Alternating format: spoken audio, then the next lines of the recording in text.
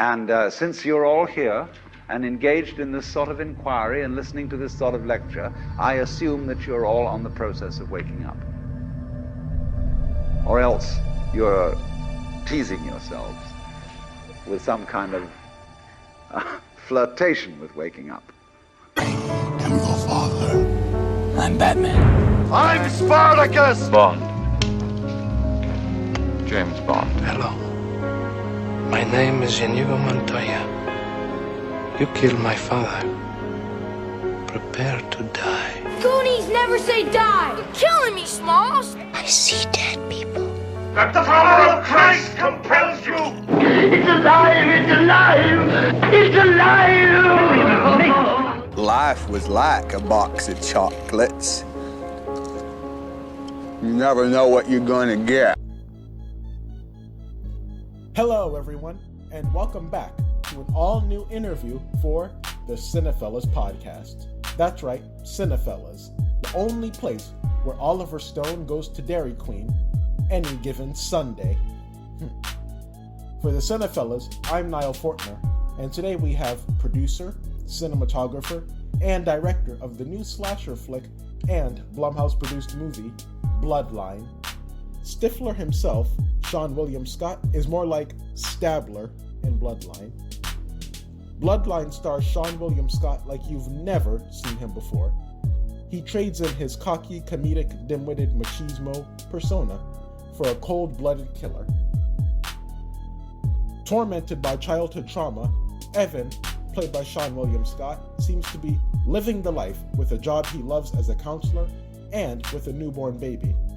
But at night, Evan loves his other job more, a job of murdering his students, molesters, and anyone who doesn't really match his ideal thoughts and values. This horror thriller is the directorial debut of Henry Jacobson, and this first-time director doesn't shy away from the kills and the carnage so many horror movie fans love. In this interview, Jacobson shares with us his influences as a filmmaker, how his work in documentary filmmaking better prepared him for this, and a whole lot more. So if this sounds interesting to you, then like Jim's dad and Stifler's mom, let's get into it.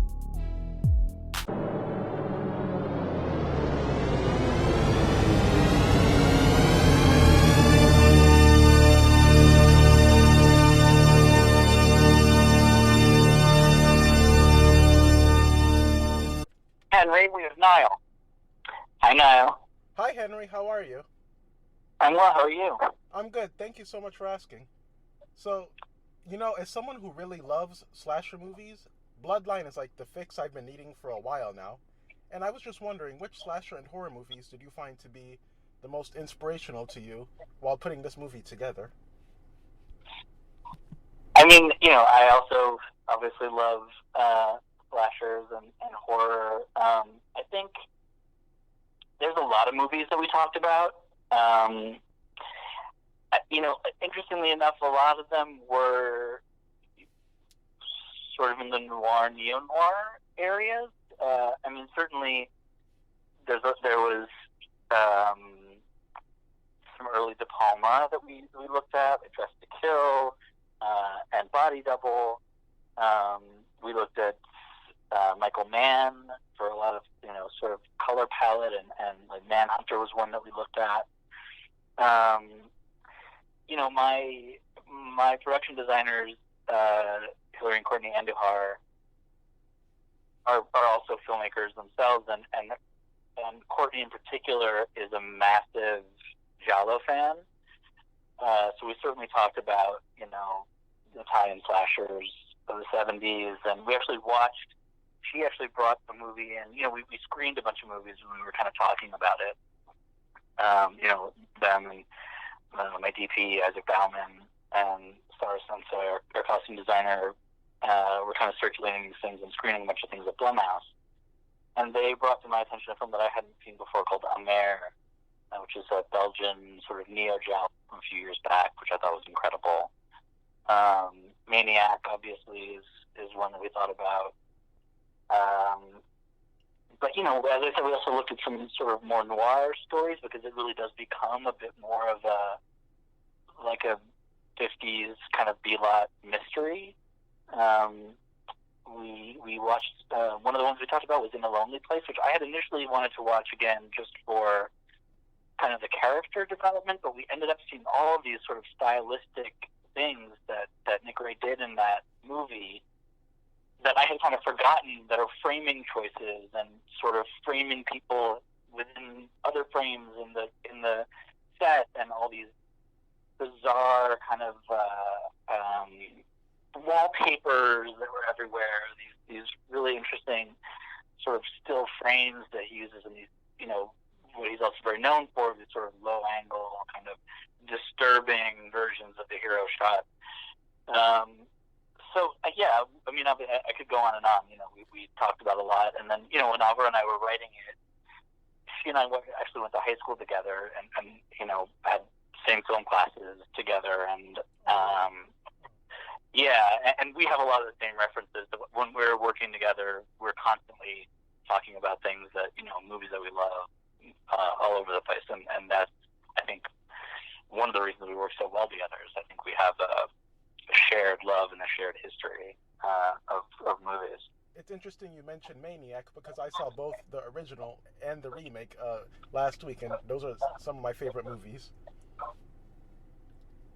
Yeah, and I actually love the remake too. I think they're both great. Oh, definitely. Very different. But yeah, no, I definitely looked at those too. And this film has like a lot of dark comedy to it.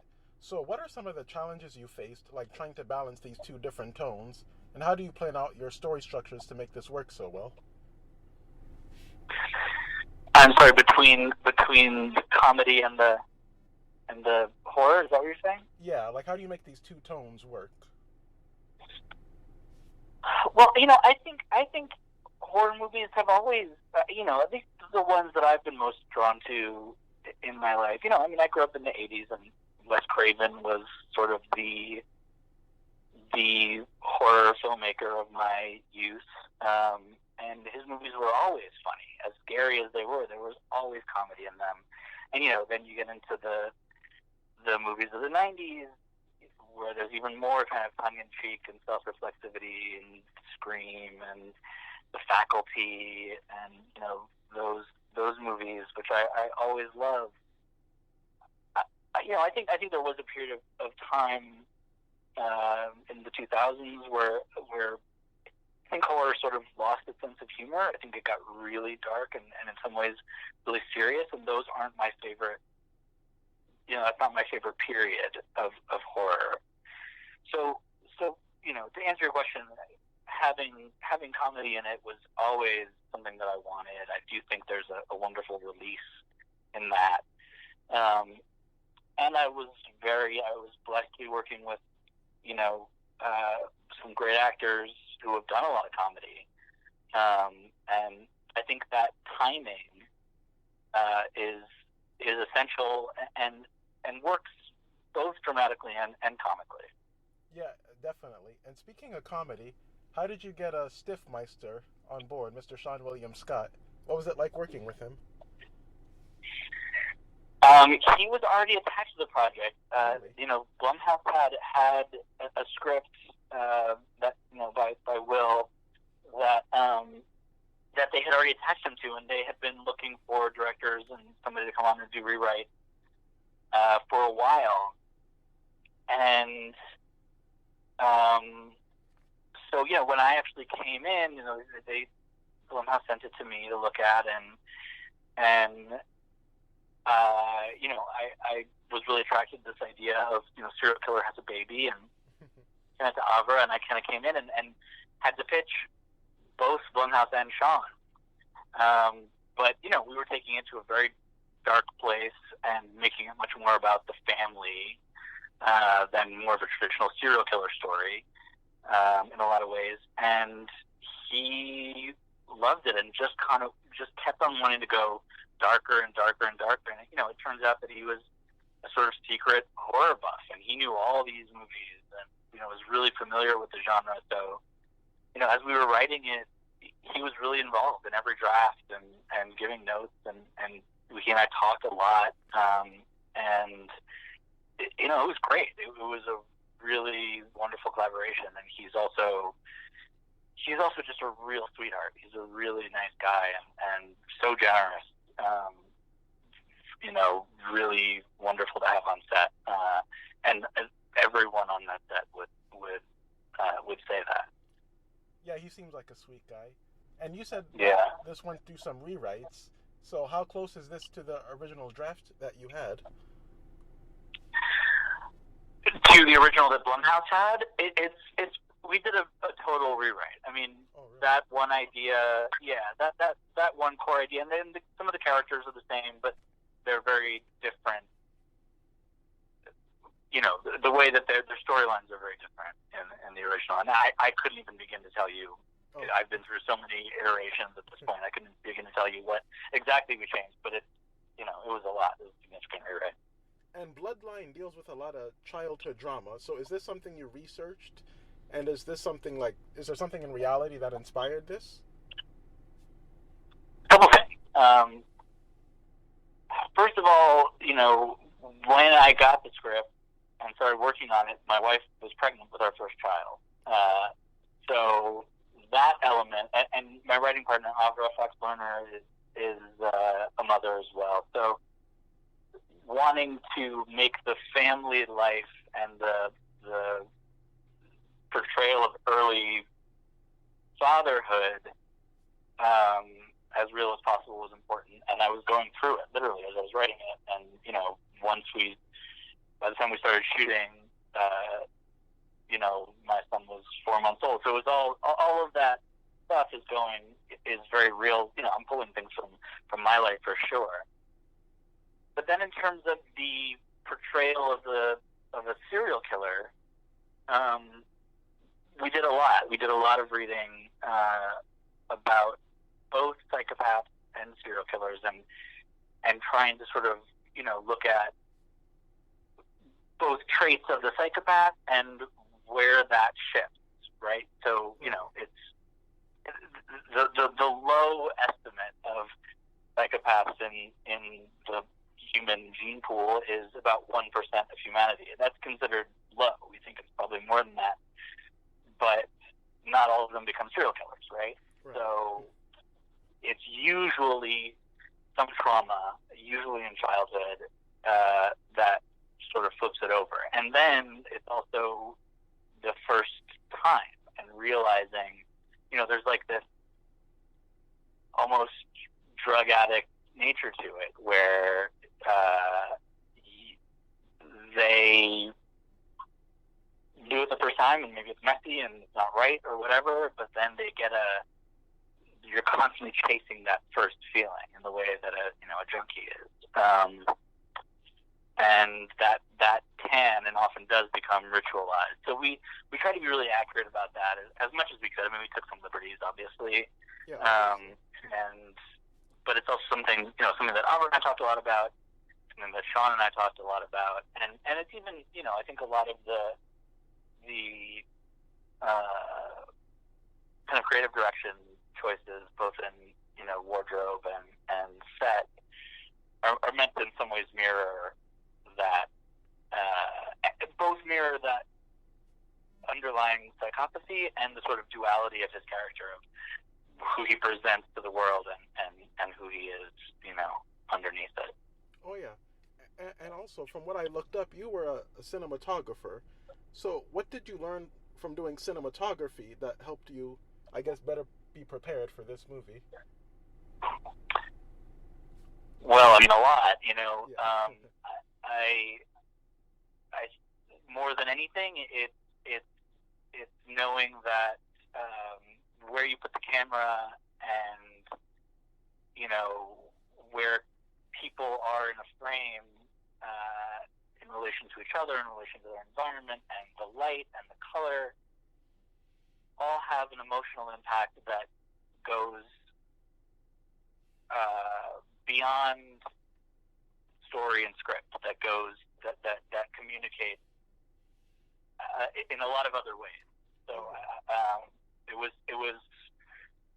obviously very intentional to, we made a lot of extreme kind of stylized choices with color and camera. That was always intentional to create a feeling and a sense of distance in some cases, and a shock in some other cases, for the audience that went beyond just what the characters are doing and saying. And what do you think of the current? Now we have to wrap up. So if you have one last question. Sure. And you're also known for a handful of documentaries. So what changes did you face that, from going from, I guess, fact to fiction? Yeah, I think one of the reasons I wanted to do fiction is because you can really tell the story how you want to tell it, and you're not really caged in by fact. But in terms of the actual filmmaking process, look, there's a lot more detailed preparation work that goes into a narrative film,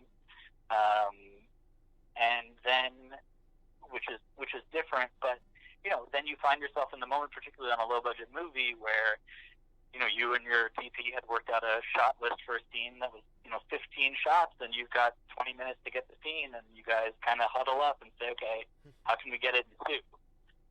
And having a documentary background, which is reacting to whatever's in front of you and whatever is kind of happening in the moment, made that easier for me than I think it would have been had I not had that experience, I think.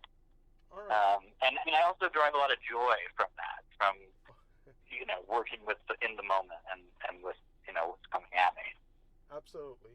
Well, thank you very much for your time, and congratulations on everything. Thank you so much. Great talking to you now. It was great. Would you like to let our listeners know when they can see the movie and where? Yeah, it'll be released both theatrically and online on the 20th, so next Friday. And I think they'll have a list of cities.